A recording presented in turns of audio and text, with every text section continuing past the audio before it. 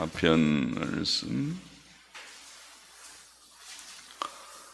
같이 기도하고 말씀 읽겠습니다. 하나님 아버지 감사합니다. 오늘 새벽도 하나님의 은혜로 저희들을 예배당으로 부르시고 또 함께 새벽 예배의 난을 쌓게 하시고 또 혹은 가정에서 함께 시간을 구별하여 예배에 동참케 하시니 감사합니다. 혹은 또 이 이후에라도 하나님의 말씀을 사모하며 함께하는 모든 이들에게도 은혜를 주옵소서. 아버지, 저희의 중심을 하나님께서 긍휼히 여겨주시고, 아버지여, 저희는 믿음이 작고 주님 사랑하는 마음이 적고 지식이 적고 주의 뜻대로 사는 것이 늘 부족한 자들이고 연약한 육신들이오니 하나님께서 긍휼히 여겨주셔서 믿음 있게 하시고 주님 사랑함을 더욱 주시고 또 이 세상에 살지만은 천국에 산 소망을 두고 살게 하여 주시옵시고 또 땅 위에 사는 동안 주님 하나님의 뜻을 즐거이 행하며 사는 주의 친백성들이 되게 하여 주시기를 소원합니다. 세상의 것들은 다 헛된 것들이지만은 주님 예수님 믿고 천국 소망 가지는 것은 주님 이것은 영원한 것이라고 말씀하여 싸우니 아버지 영원한 것 썩지 않는 것을 위하여 힘쓰는 자들 되기를 원하오니 하나님께서 도와주시고 주님 붙들어 주옵소서. 미천하고 무익한 종에게 주의 말씀을 조금 해석하며 전할 힘을 주옵시고 바르게 전하게 하시고 하나님의 영 성령님께서 저희 가운데 계셔서 늘 말씀하여 주시고 말씀케 하여 주시고 말씀을 듣고 받게 하여 주옵소서. 예수 그리스도의 이름으로 기도합나이다. 아멘. 시편 74편 말씀 원수들로부터의 구원을 호소함 그런 제목을 붙여볼 수 있는 시입니다. 1절 봅시다. 하나님이여 주께서 어찌하여 우리를 영원히 버리시나이까 어찌하여 주의 치시는 양을 향하여 진노의 연기를 바라시나이까 옛적부터 얻으시고 구속하사 주의 기업의 지파로 삼으신 주의 회중을 기억하시며 주의 거하신 시온산도 생각하소서. 영구히 파멸된 곳으로 주의 발을 드십소서. 원수가 성소에서 모든 악을 행하였나이다. 표제어의 아삽의 마스길, 아삽이 지은 마스길은 교훈시 그런 뜻이라고 했죠. 앞에서도 몇 번 나왔습니다. 아삽의 마스길. 자, 하나님의 불같은 징계는 오래 계속되어 하나님께서 그들을 영원히 버리셨는가 생각될 정도이었습니다. 그러나 시편 저자는 하나님의 징계 중에도 하나님의 은혜를 기억하며 하나님께서 이스라엘을 구속하여 자기 기업을 삼으셨고 그 가운데 거하셨음을 말하며 이제 고난당하는 이스라엘을 기억하고 하시고 생각해 주시기를 간구합니다. 지금 성소는 심히 파괴되어 다시 복구하기 어려워 보이며 원수들은 그 거룩한 곳에서 모든 악을 행했습니다. 그러므로 시편 저자는 하나님께서 이 황폐한 곳을 돌아보시기를 간구합니다. 4절 봅시다. 주의 대적이 주의 회중에서 헌화하며 헌화는 시끄럽게 떠드는 거죠. 주의 회중에서 시끄럽게 떠들며 자기 길을 세워 표적을 삼았으니 저희는 마치 도끼를 들어 삼림을 베는 사람 같으니이다. 이제 저희가 도끼와 철퇴로 국화문 성경에는 철추로 그랬던데 철퇴로 성소의 모든 조각품을 쳐서 부수고 주의 성소를 불사르며 주의 이름이 계신 곳을 더럽혀 땅에 엎었나이다. 저희의 마음에 이르기를 우리가 그것을 진멸하자 하고 이 땅에 있는 하나님의 모든 회당을 불살랐나이다. 회당이란 말은 집회소들, 모이는 모임들 그런 말입니다. 집회소들을 불살랐나이다. 지금 아삽 때에 유대 땅에 회당들, 후에 신약 시대와 같은 회당들이 있었는지 그것은 잘 모르겠으나 어떤 집회소들을 불살랐나이다. 하나님의 대적자들 곧 이스라엘 백성의 원수들은 하나님의 백성들 가운데서 시끄럽게 떠들어대었습니다. 그들은 하나님과 그 백성을 모욕하였고 자기들의 깃발을 세워 그 땅을 자기의 소유물로 표시했습니다. 그들은 마치 도끼를 들어 삼림을 베는 사람과 같이 도끼와 철퇴로 성소의 모든 조각품을 쳐서 부수었습니다. 하나님의 거룩한 집의 모든 조각품들이 세상 물건들처럼 부서졌습니다. 그들은 하나님의 성소를 불사르며 하나님의 이름이 계신 곳을 더럽혀 땅에 엎었습니다. 그들은 그 땅에 있는 하나님의 모든 집회소들을 불살랐습니다. 이스라엘의 원수들은 이스라엘 백성만 모독한 것이 아니고 그들이 섬긴 하나님을 모독한 것입니다. 성소의 조각품들을 부수고 성소를 불사른 죄악은 심히 컸습니다. 9절을 보십시다. 우리의 표적이 보이지 아니하며 선지자도 다시 없으며 이런 일이 얼마나 오래를는지 우리 중에 아는 자도 없나이다. 하나님이여 대적이 언제까지 회방하겠으며 원수가 주의 이름을 영원히 능욕하리이까. 주께서 어찌하여 주의 손 곧 오른손을 거두시나이까. 주의 품에서 뺏아 저희를 멸하소서. 자, 이스라엘의 상황은 구원의 길이 보이지 않는 절망적 상황이었습니다. 회복의 표적, 즉 구원의 가망성이 보이지 않았습니다. 하나님의 뜻을 따라 회중의 갈 길을 지시하는 선지자도 없었습니다. 또 이런 일이 얼마나 오랫동안 계속될지 아무도 알 수 없었습니다. 더욱이 대적자들은 계속하여 이스라엘 백성을 비방하였습니다. 그래서 시편 저자는 하나님이여 대적이 언제까지 회방하겠으며 원수가 주의 이름을 영원히 능욕하리이까 라고 말합니다. 시편 저자는 이런 상황에서 하나님의 손길을 간구하기를 주께서 어찌하여 주의 손 곧 오른손을 거두시나이까. 주의 품에서 뺏아 저희를 멸하소서라고 말합니다. 하나님께서 그 손을, 오른손, 권능의 손을 품에 딱 넣어놓듯이 품속에 두듯이 하고 거두셨다. 그렇게 표현합니다. 하나님께서 그의 능력의 오른손을 거두시면 대적들이 이기겠지만 그 손을 빼어 그들을 향해 펼치시면 대적들은 패배하고 멸망하고 말 것입니다. 12절 봅시다. 하나님은 예로부터 나의 왕이시라 인간의 구원을 베푸셨나이다. 혹은 인간의 구원의 뜻은 그냥 땅의 구원을 베푸셨나이다. 주께서 주의 능력으로 바다를 나누시고 물 가운데 용들의 머리를 깨뜨리셨으며 용이라고 번역한 말은 큰 바다 짐승을 가리키는 용어입니다. 고래 같은 큰 바다 짐승, 용들이라고 번역했습니다. 큰 바다 짐승의 머리를 그냥 그렇게 번역해도 될 것 같습니다.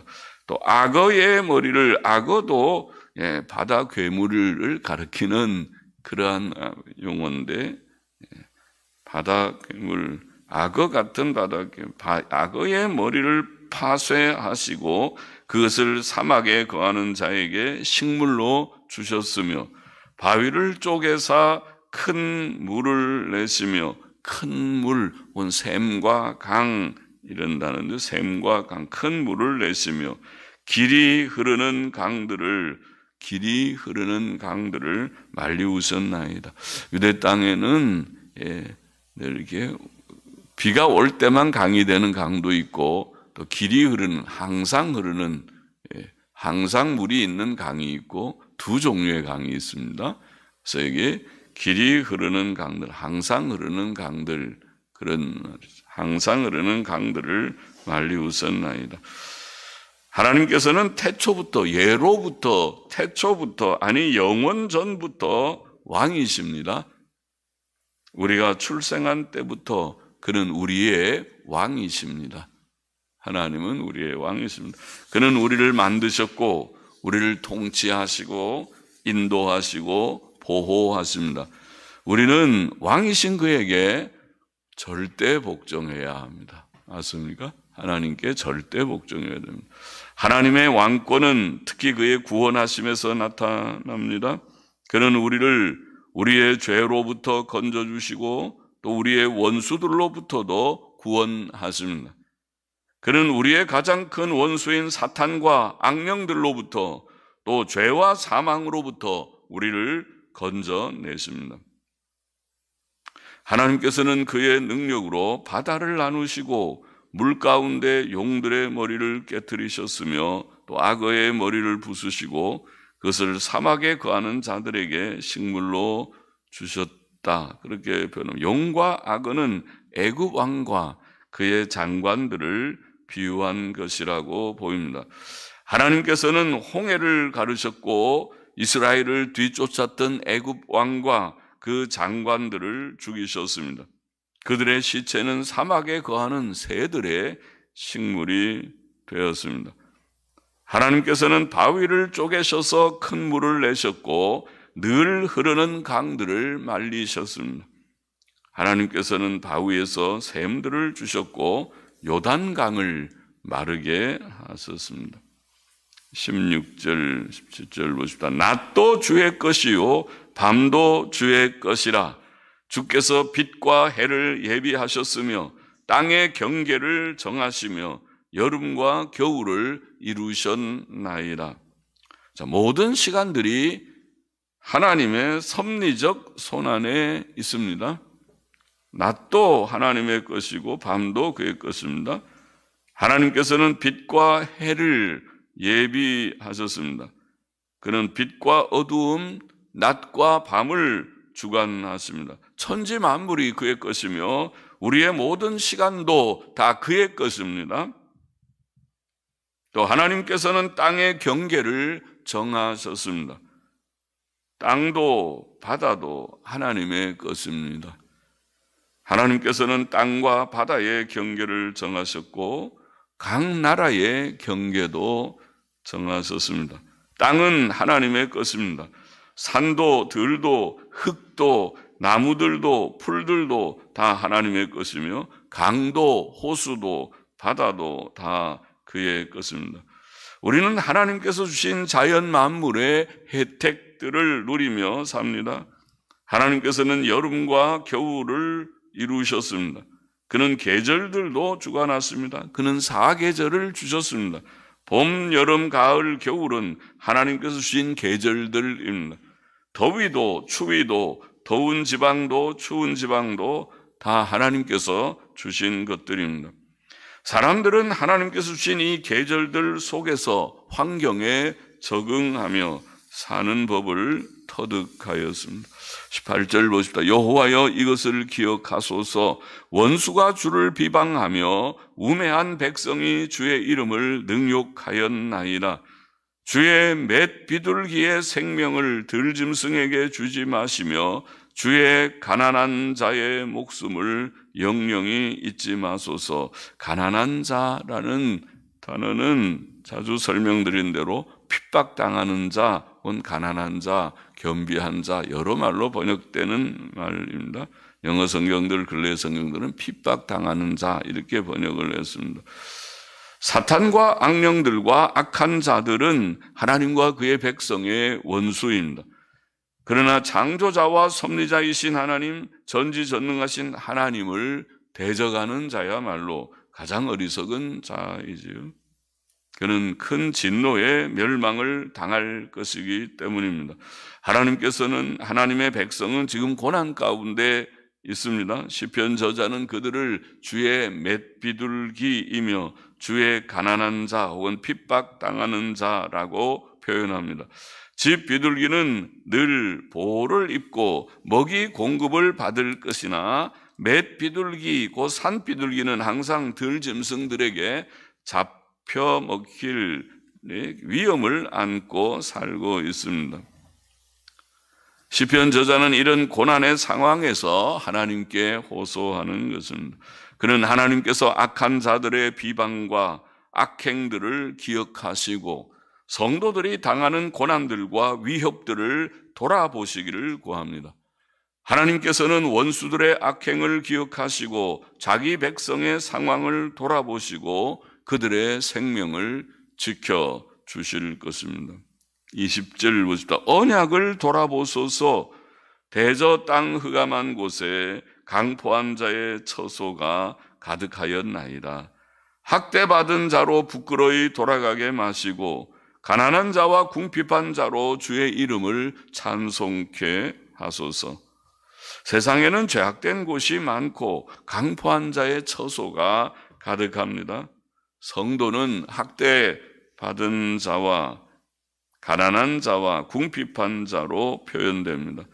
악한 세상에서 하나님을 경외하고 바르게 사는 자들은 때때로 미움을 받고 부당한 대우를 받으며 가난하고 궁핍하기도 합니다. 물론 성도는 하나님께서 허락하신 현실 속에서 자신의 부족을 깨닫고 더욱 성숙해집니다. 시편 저자는 고난 속에서 특히 하나님께 언약을 돌아보소서 20절에 라고 말합니다. 언약은 하나님께서 자기 백성을 대하는 방식입니다. 하나님께서는 구약시대의 도덕법과 의식법을 통해 구원을 약속하셨고 신약시대에는 예수 그리스도를 믿는 자에게 영생을 주시기로 약속하셨습니다. 우리는 세상에서 항상 하나님의 언약을 의지할 것밖에 없습니다. 22절 맞아봅시다. 하나님이여 일어나사 주의 원통을 푸시고 우매한 자가 종일 주를 비방하는 것을 기억하소서. 주의 대적의 소리를 잊지 마소서. 일어나 주를 항거하는 자의 헌화가 항상 상달하나이다. 항거하는 자의 헌화, 시끄럽게 떠드는 것이 항상 상달하나이다. 악한 자들은 하나님을 대적하며 종일 하나님을 비방합니다.